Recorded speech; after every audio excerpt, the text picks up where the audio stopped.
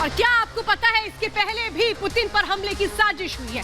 Putin पर हमले की साजिश कब कब हुई, कहां हुई और उस पर क्या हुआ, उस पर रूस ने किस तरीके से एक्शन लिया है, वो अब मैं आपको बताने जा रही हूँ। पुतिन पर एक नहीं दो नहीं पांच बार हमले की कोशिश हुई। 2022 में अगर देखें तो काकेशस में हमला हुआ जिसमें पुतिन बाल बचे थे। 2012 में देखें तो पुतिन पर हमला किया गया था, लेकिन वो हमलावर पकड़े गए थे, उन्हें गिरफ्तार कर लिया गया था। 2003 में ब्रिटेन ने खुद ये खुलासा किया था कि उसने 2 लोगों को गिरफ्तार किया है जो हमले की प्लानिंग कर रहे थे पुतिन को मारने के लिए। 2002 में विस्फोटक 40 किलो विस्फोटक से हमले की कोशिश की गई थी जिसको नास्ते नाबूद कर दिया गया था।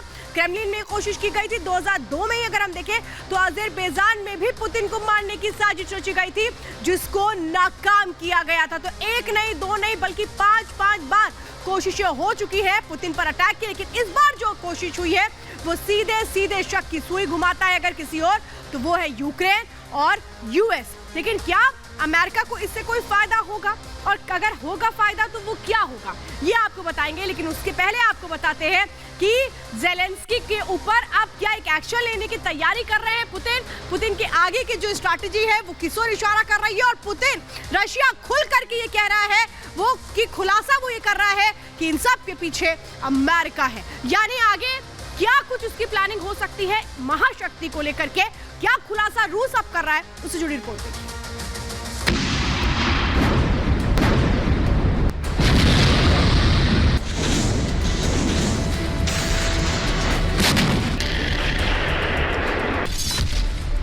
ड्रोन से तगड़ा हमला, पुतिन का घर दहला।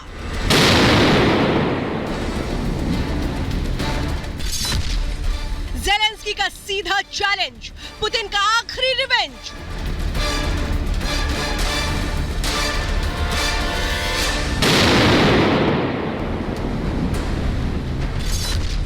परमाणु हथियार तैयार, ऑर्डर का इंतजार।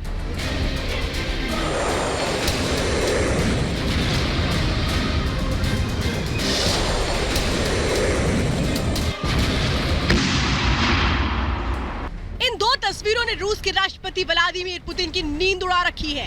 पहली तस्वीर है क्रेमलिन पर ड्रोन अटैक की और दूसरी तस्वीर है क्रेस्नोदार में तेल डिपो पर हमले की। दरअसल इस बार वो हो गया जिसकी किसी ने कल्पना भी नहीं की थी। दुश्मनों ने पुतिन के घर यानी कि अभेद्य सुरक्षा कवच क्रेमलिन पर ड्रोन से अटैक कर दिया।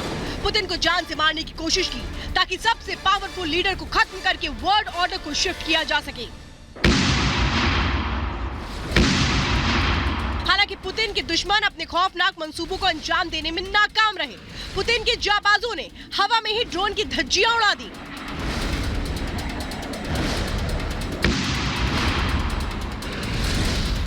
पुतिन के घर को निशाना बनाना कोई मामूली बात नहीं। इसके पूरे समीकरण को समझने के लिए हमें इसके बैकग्राउंड को जानना होगा। रूस की घेराबंदी और पुतिन पर हमले की साजिश को समझना होगा।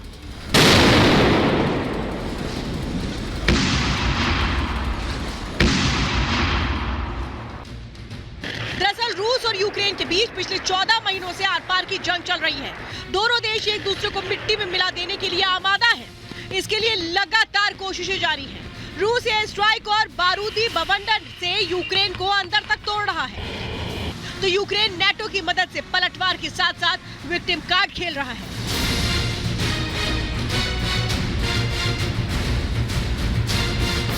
ऐसा नहीं कि क्रेमलिन अटैक पुतिन के लिए पहला बड़ा झटका हो। इससे पहले पिछले साल क्रीमिया में कुछ ऐसा ही हुआ था जब राष्ट्रपति पुतिन सन्न रह गए थे।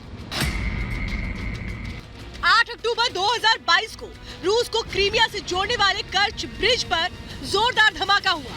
पुतिन ने जैसे ही डोनेट्स्क, लुहांस्क, खेरसन, ज़ैपोरिज़िया को रूस से मिलाने का ऐलान किया, ठीक 7 दिन बाद क्रीमिया के कर्च ब्रिज में विस्फोट हो गया।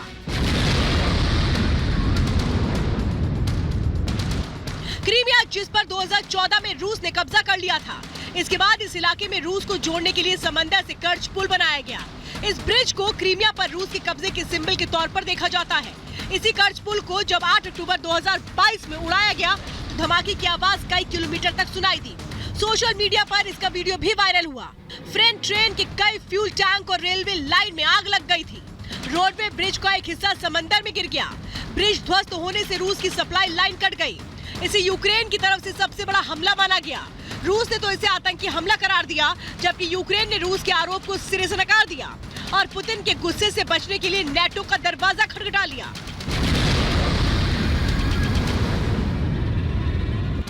ऐसा नहीं कि ज़ेलेंस्की ने विक्टिम कार्ड पहली बार खेला था, बल्कि पिछले साल मार्च 2022 में जब राजधानी कीव के इरपिन में अमेरिकी पत्रकार ब्रेंट रेनॉट की गोली लगने से मौत हुई थी, तो ज़ेलेंस्की ने इसे अंतर्राष्ट्रीय स्तर तक खूब भुनाया, पुतिन के खिलाफ बाइडेन को भड़काया, रूस को इसके लिए जिम्मेदार ठहराया। अब बात अप्रैल 2023 की, जब सेंट पीटर्सबर्ग के कैफे में ब्लास्ट हुआ, जिसमें रूस के मशहूर मिलिट्री ब्लॉगर वॉल्डेन तार्तस्की की मौत हो गई। तार्तस्की रूसी यूक्रेन जंग की कमेंट्री सुनाने के चलते पॉपुलर थे। तार्तस्की कैफे में इवेंट के लिए गए थे, तभी एक महिला खाने का बॉक्स लेकर उनके पास पहुंची और धमाका हो गया। रूस ने इसके लिए यूक्रेन को जिम्मेदार ठहराया, लेकिन ज़ेलेंस्की ने हमेशा की तरह रूस पर ही पल्ला झाड़ दिया।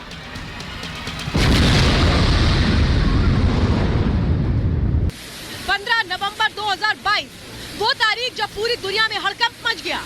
पोलैंड में मिसाइल गिरी और सनसनी फैल गई। आरोप प्रत्यारोप का दौर शुरू हो गया।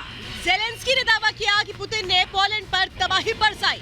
हालांकि पोलैंड और अमेरिका ने सीधे तौर पर रूस को इसके लिए जिम्मेदार नहीं ठहराया।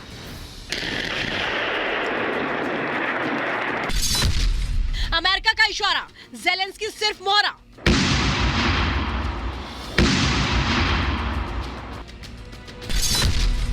न्यूक्लियर बटन दबेगा, यूक्रेन नक्शे से मिटेगा।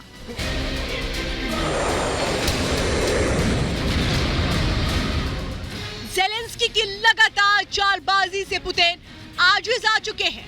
अमेरिका और नेटो की साजिश से व्लादिमीर पुतिन आग बबूला है, गुस्से की आग में जल रहे हैं। जानकारों की माने तो बिसात बिछ चुकी है। परमाणु वॉरहेड से लैस मिसाइलें तैनात हैं। किसी भी वक्त न्यूक्लियर बटन दब सकता है और यूक्रेन दुनिया के नक्शे से मिट सकता है। Bureau report, Republic Bharat.